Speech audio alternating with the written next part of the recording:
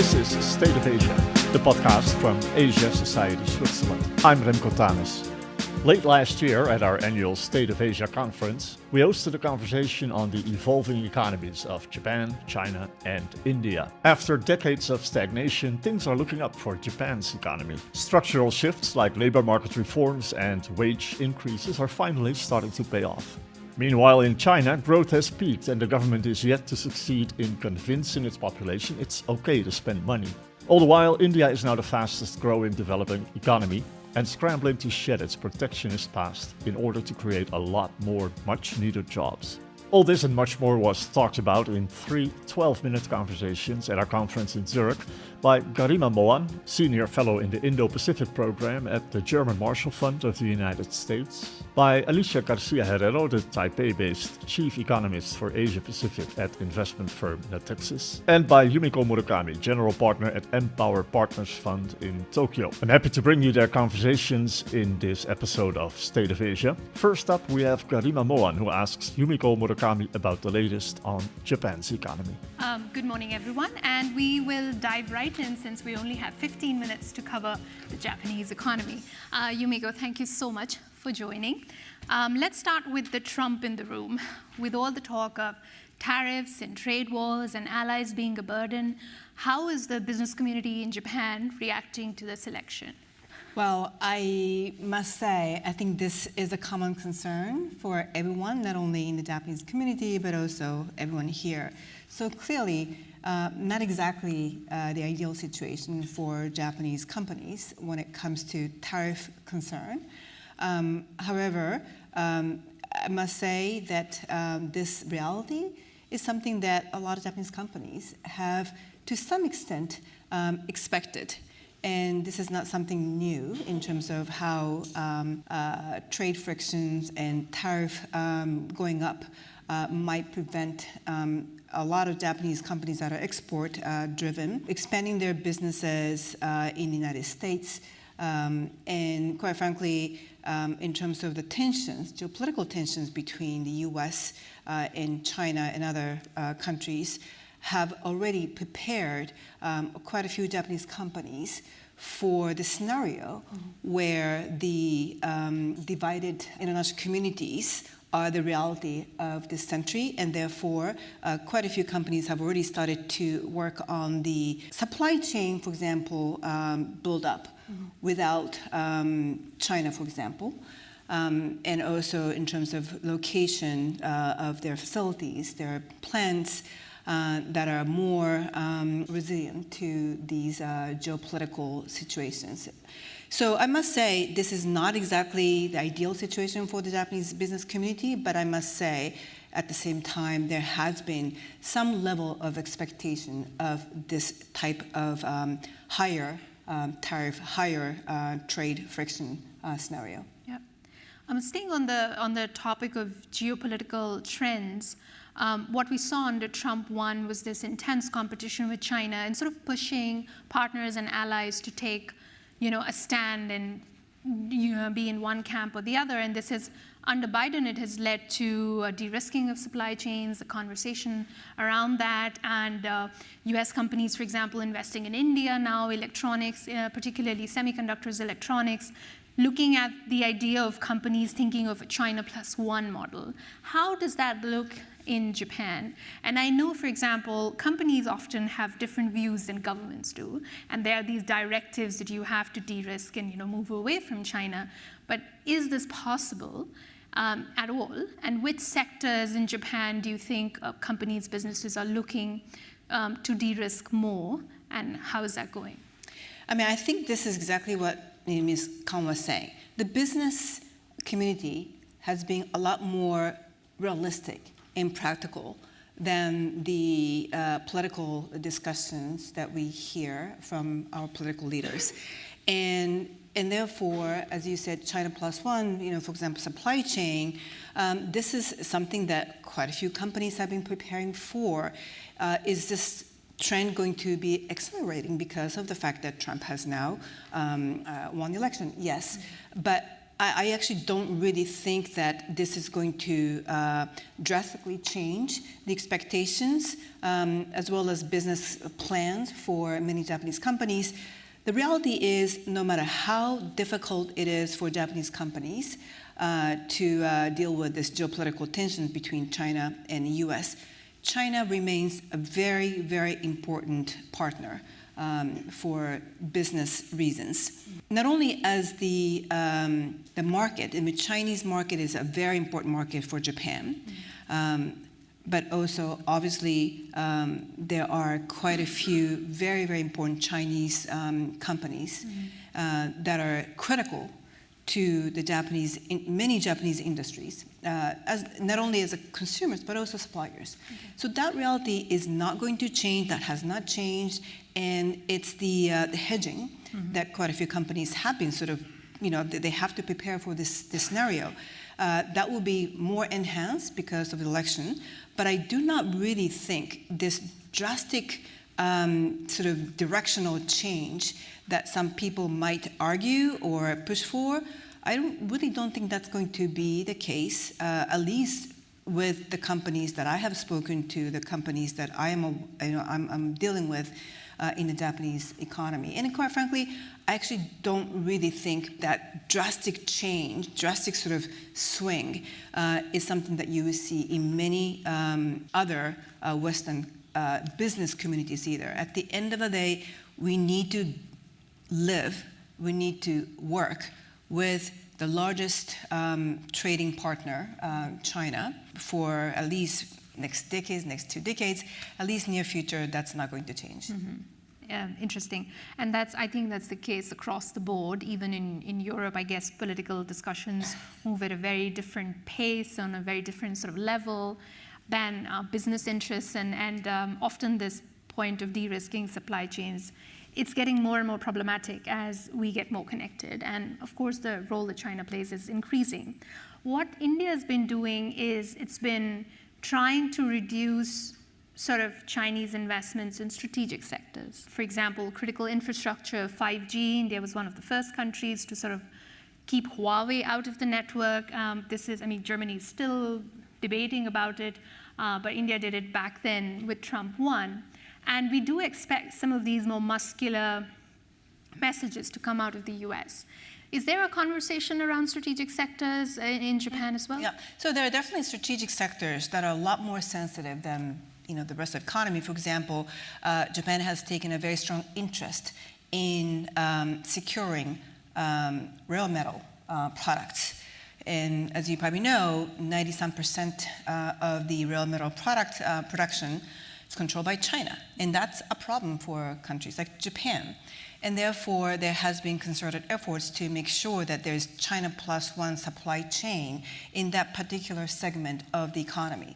So there have been quite a few new investments made by Japanese companies into companies in the United States, for example, which have technologies and supply chain abilities to secure, again, China plus one supply chain for critical rail metal products. So that's one example. So there are definitely several, semiconductors is another one. There are definitely several interesting very areas where Japan has taken a very strategic view or approach in terms of accelerating this new supply chain to make sure that there are going to be more reliable sources of these very critical products. But again, these are very strategically selected. Yeah. And again, the market of China as a market for many other products still remain as a very important segment for the economy. Yeah. Pivoting to more Japan internally, domestically, we saw in the growth graph, while China and India's growth was exploding, Japan has been, there's been a lot of stability with some bumps in the last recent years. I wanted to ask you, what makes you optimistic about the Japanese economy, some new trends, innovations that you'd like to point out? Yes, you probably have seen how well the Japanese stock market has been doing in the last 2 years or so, and a lot of people ask, so is this going to be lasting? Is it going to be one of small rallies, and you see up and down. And my take at this point is this time it's different because there are structural changes that can explain why things are looking much more promising than in the past. The structural changes that are very promising would include labor market reform, wage increase that we're seeing for the very first time in the last 30 years. There are signs that companies are starting to spend more on human capital, and therefore the productivity enhancement that we're seeing coming from the human capital enhancement, that is potentially going to change the landscape of the Japanese economy. As Ms. Kwan mentioned, we're shrinking too. Japan is disappearing, so is Korea. You would actually see the same thing in many other countries, including China as well. But Japan is probably leading this trend. It is one of the fastest aging societies in the world.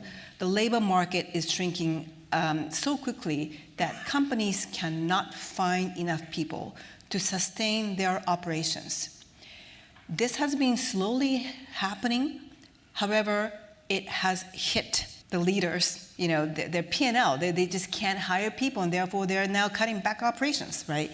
So it is a reality that's forcing business leaders, as well as the political leaders, to take actions.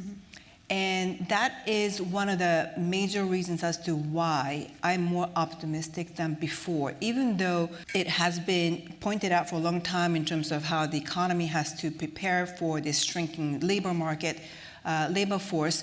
Not many companies have really shifted their practices in terms of how they hire and retain people, the seniority-based compensation, seniority-based promotion, lifetime employment system. That has been the majority of the Japanese economy. And that has started to change in the last, I would say, literally 2-3 years. And this is exactly why we think that Japan's pickup that we're seeing in terms of how companies are starting to show profitability, ROE improvement, that is probably going to have much more lasting power than cyclical ups and downs. That's very interesting on the labor market reform. I know that Japan has been very conservative on immigration. Is that opening up now? Like when you were talking about reforms in how companies employ people, but given a shrinking population, what does that conversation look like? Definitely a lot more open than before. If you were to ask me that question, even just 3-4 years ago, I would have said, sorry, not much is happening. There are a lot of lip service. There are just a lot of people say, yes, we want more non-Japanese people come to Japan, but in reality, there have been so many regulations that would just make it difficult for non-Japanese professionals to come and work in Japan. There has been a lot of progress, I would say, on the regulation side, on the immigration side, for non-Japanese people to come and work in Japan, to get a working visa in Japan. It's so much easier today than even compared to 3 years ago. So that's already happening. If you come to Japan, if you come to Tokyo, you will see a lot more non-Japanese faces working in different segments of the economy. That has not happened in the past. So I would say that, again, Japanese companies are realizing, the Japanese government is also realizing that we really have no other options. Companies just don't have people to hire, right? So I do think that is happening, and quite frankly, that is going to accelerate even more going forward. Because we have the opposite problem in India, that we have so many young people from India to Japan. Let's do that. I mean, Japan-India partnership. By the way, it's happening. We are actually having quite a few Indian engineers, for example, right? Yeah, definitely particularly in the service sector in India, we cannot generate jobs fast enough, as we have medical professionals, engineers graduating every year. And that's really expanded, particularly lower middle class and even families living in poverty have better access to education in certain states. And definitely kids have a dream of, going into these sort of service lines. So I think that could be an interesting conversation because the Japan-India partnership has grown very, very close under Prime Minister Abe and then has been continuing since then. And can I just make a brief comment on that? So one of the reasons why I think Japan is an interesting place right now is there are two tsunamis that are hitting Japan, right? One is this demographic tsunami. We are shrinking, we have no babies. And the other tsunami that's hitting Japan is this automation, technology, digitization. That's hitting every other country, but also it's hitting Japan. What does it mean? We just don't need a lot of people. We just don't need as many people as before to do the same job. Japan is in a really good place because we have less people and we need less people because of digitization. So I do think that's another reason why structurally Japan actually positioned in a really good sweet spot right now. Next, here is Yumiko in conversation with Alicia García Herrero about China's economy. What is happening in the Chinese economy on a domestic market? It's very concerning in terms of what we have seen in the last 2 years or so, in terms of how quickly, China has become from the country where people are expecting China is going to take over the U.S. by 2035. They're going to be the greatest economy in the world, to the point where, oh my God, the slowdown that the Chinese economy is experiencing on the domestic side might actually put China in a completely different, path. Yep. So wanted to ask you just to give us a sense in terms of what is happening on the domestic side of things in China. And then we talk about the, obviously, the Trump election's outcome, how that might affect. Okay, so first of all, thanks for that interesting question. I hope you can hear me well. The actual latest date that was announced by Xi Jinping himself in 2019 was 2027. So, we're literally 2 years away from China supposedly surpassing the US. We've not heard since, because of course Xi Jinping knows that date is story of the past. And the reason is not only China having peaked, which there's been a lot of research and has China peaked, hasn't China peaked? Well, I guess to me, China has peaked, but that's not the main reason. The main reason is deflation. And Japan knows a lot about that. Japan knows how quickly your GDP shrinks when your economy deflates. And when you look at China's CPI, Consumer Price Index, you may not notice because it's a little bit like hovering around 0.3.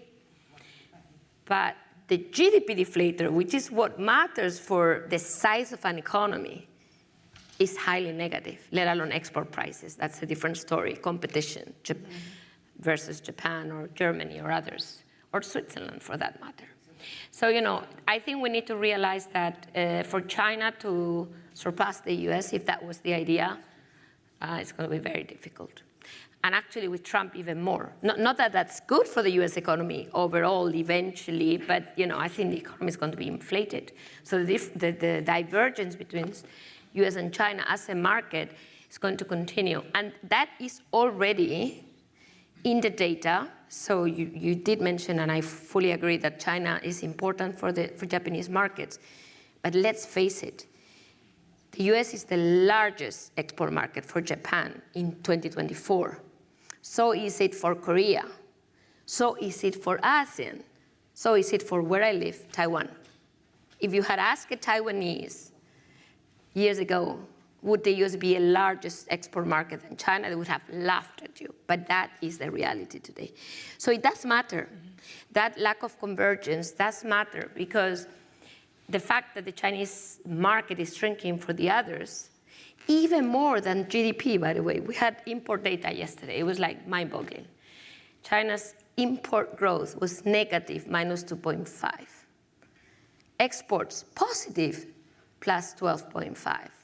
I hope Trump is not reading the news. He's so busy with something else because, that is problematic for China because the market is shrinking even more. So to your question, I think China has peaked, but my worry is not so much that, is that this impression that, and I quite agree, it will be the center of Asia, but which Asia?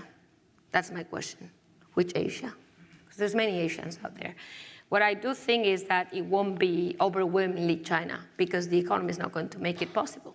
Well, you mentioned this deflationary environment that China is now facing, and of course everyone is thinking, is China going to be like Japan?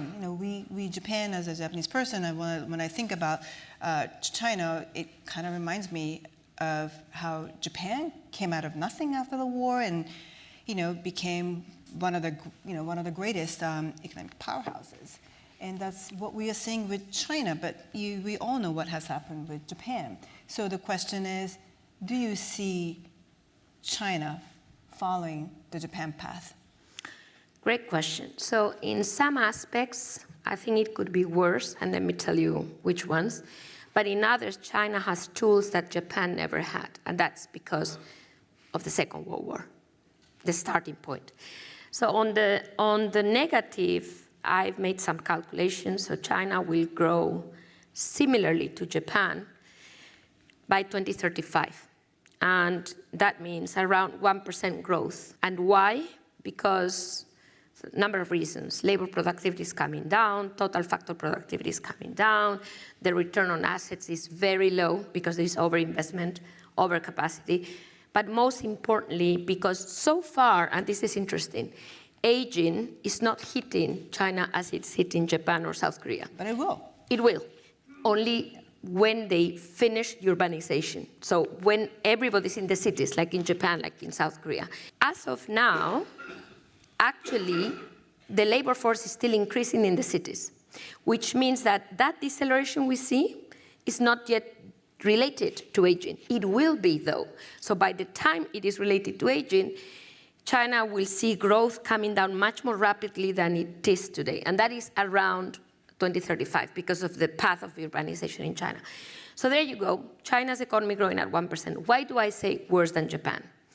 Because Japan has much better income distribution than China. So I estimated China's GDP per capita to be around $25,000 per capita.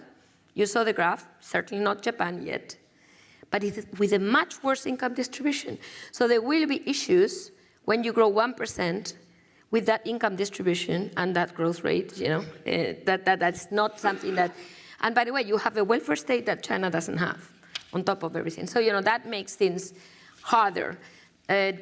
Public debt will be similar, around 200% of GDP. China today is 100% already of GDP. It's higher than Japan when Japan was $13,000 per capita.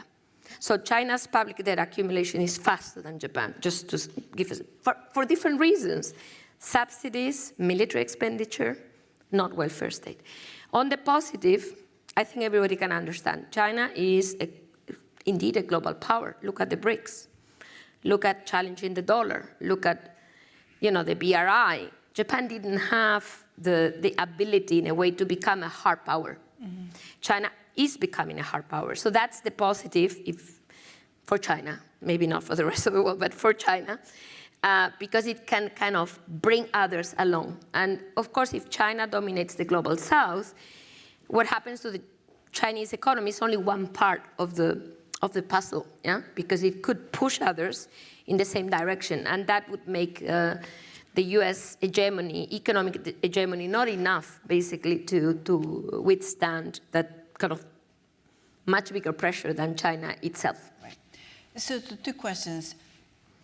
What would you say Mr. Xi Jinping could have done to prevent this current situation? And two, he has announced pretty large stimulus package, which seems to be working to some extent.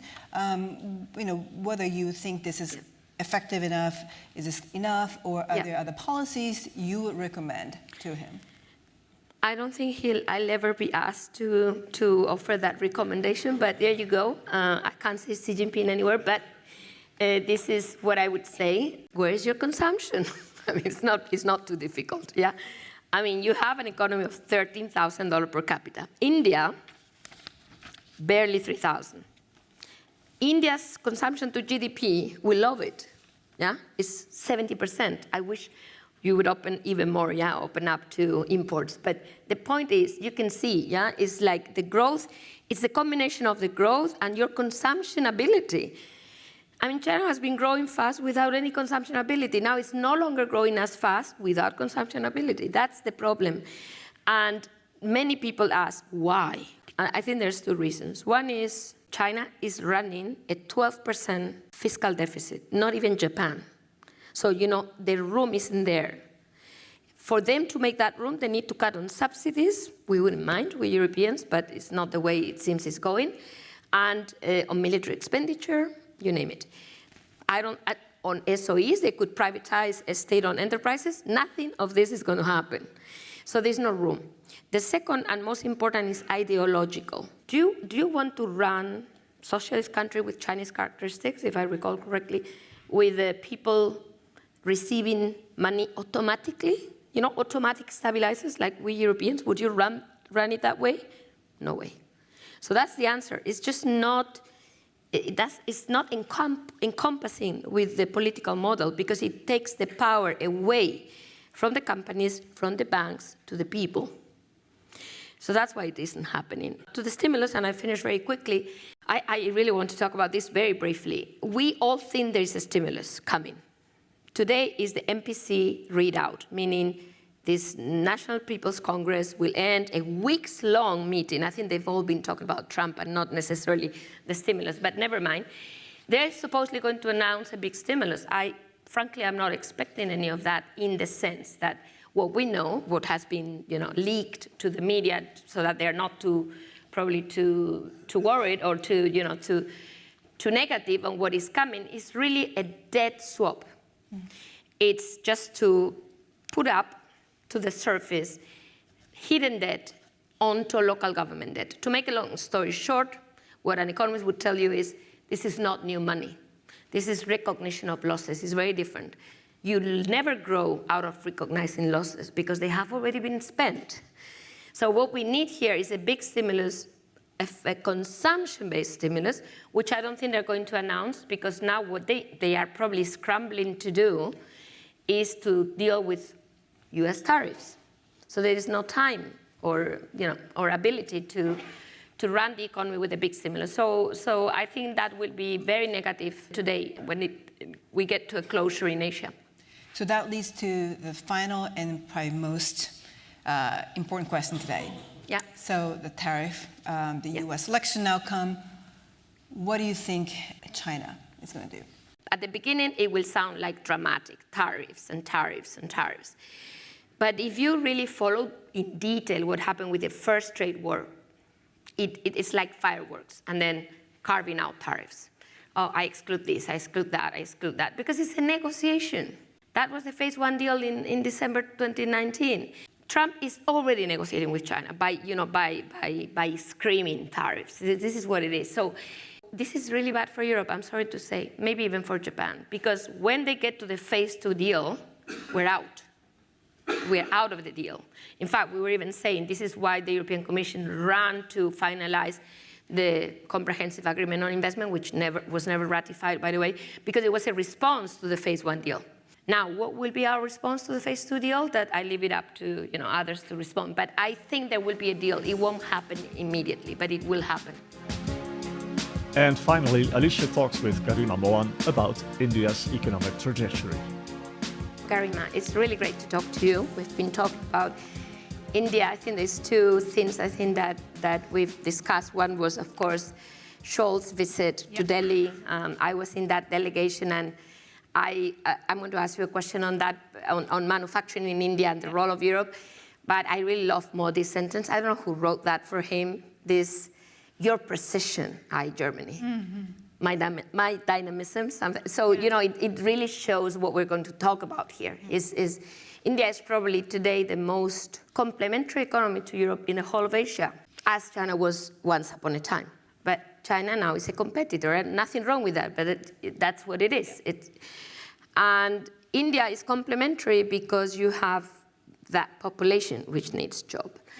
Because you have a current account deficit, not surplus like China, meaning you need the financing, You need the manufacturing, the foreign direct investment from those who actually have the companies to invest in India. So in that regard, I think that sentence, your precision and my dynamism says a lot about that possibility. So I'd like you to tell me the manufacturing sector in India. Where do we stand? How much does India need for investment in manufacturing? Yeah, let me start with the sort of painting a broader picture for you on the Indian economy. And ever since Modi's first term, by the way, the only political leader to survive the pandemic, be elected again, ever since his first term, he has been sort of wooing Europe, and Europe suddenly figures in India's foreign policy priorities. If you're familiar with Indian foreign policy, that never used to be the case. Europe was this sort of neglected region. It was more geared towards China, Russia, the US.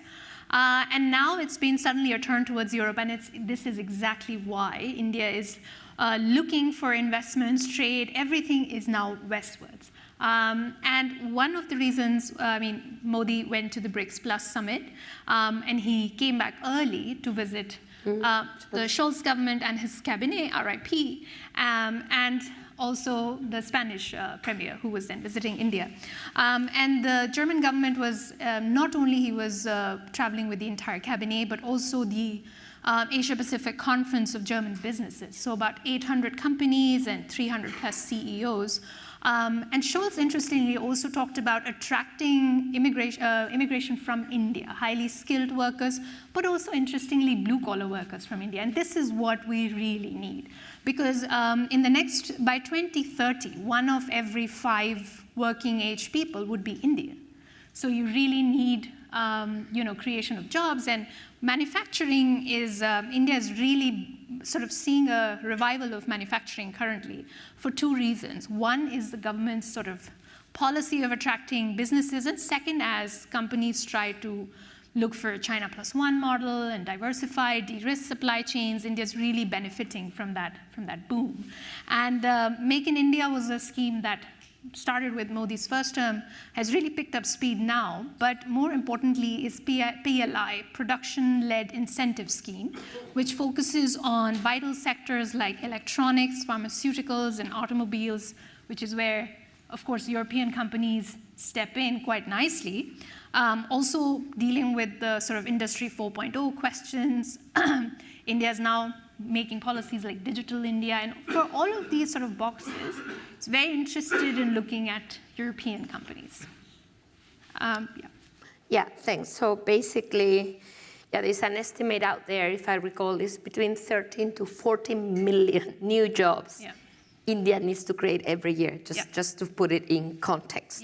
Yeah, that's what it is. So manufacturing FDI, and unfortunately, India's attraction of FDI overall has been coming down, unfortunately, and most of it is actually in ICT.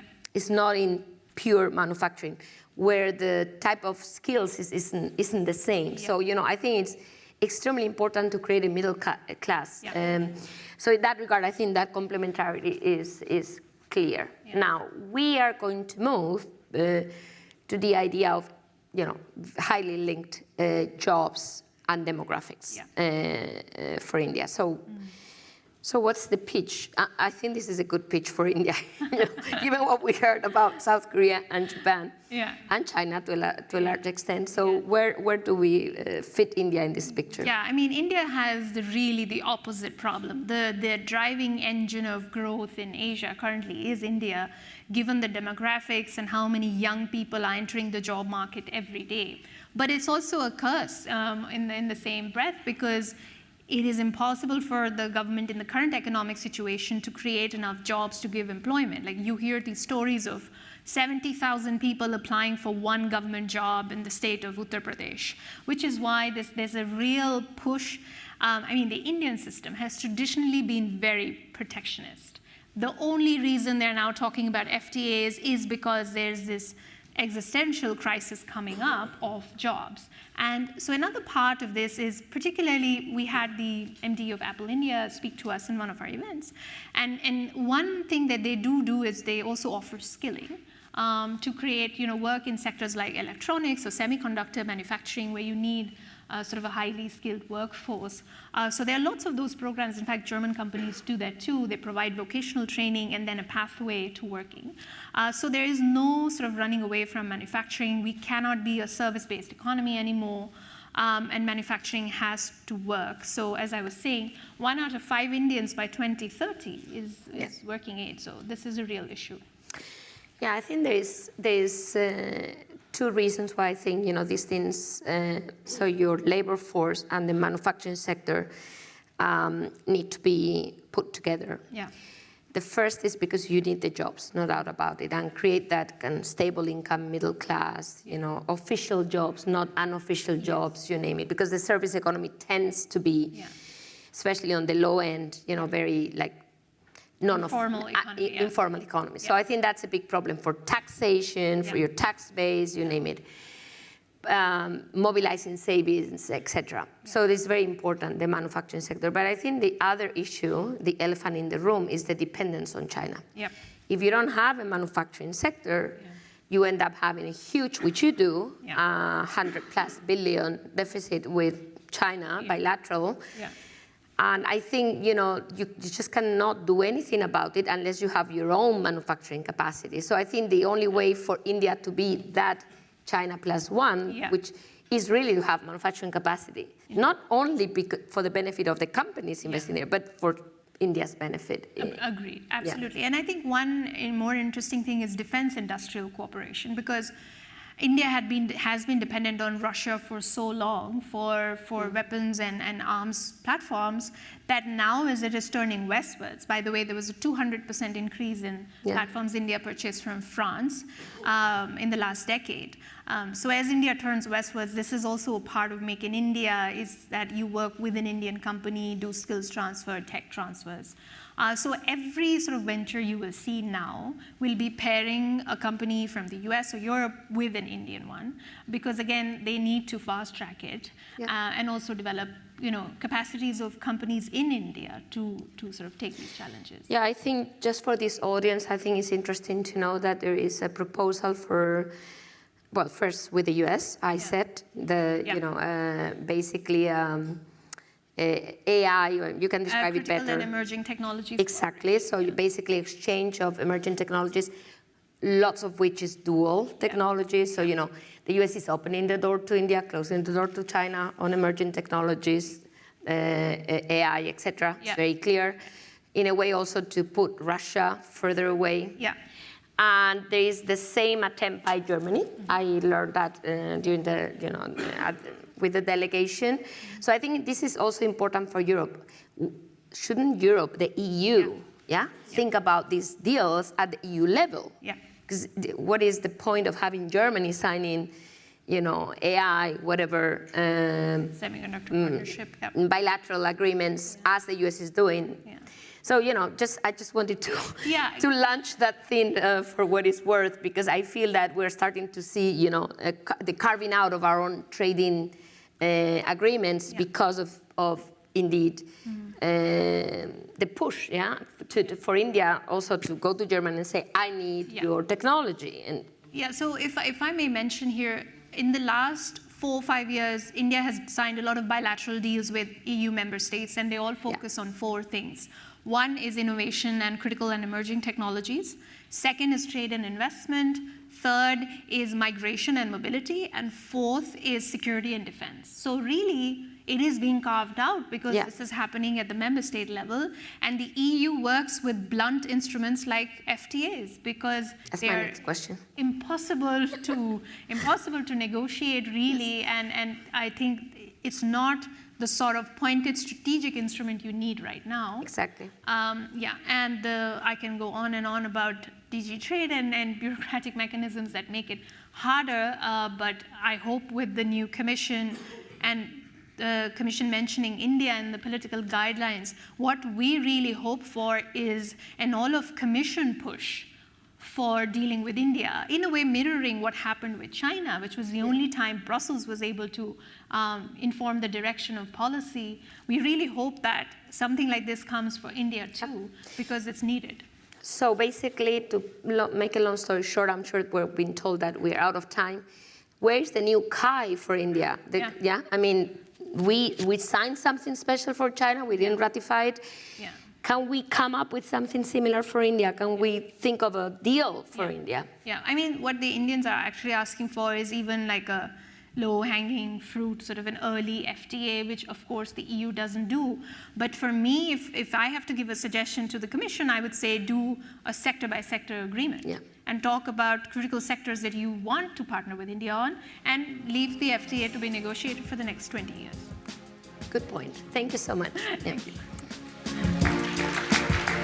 That's all for now. We've already begun planning for this year's State of Asia conference taking place in Zurich on November 6. Subscribe to our weekly newsletter to be the first to get updates on that and on the many other events and activities we organize throughout the year. A link is in the show notes. We'll be back soon with new episodes, so make sure you're subscribed to this podcast to not miss anything. For now, my name is Remco Tanis. Thanks very much for listening.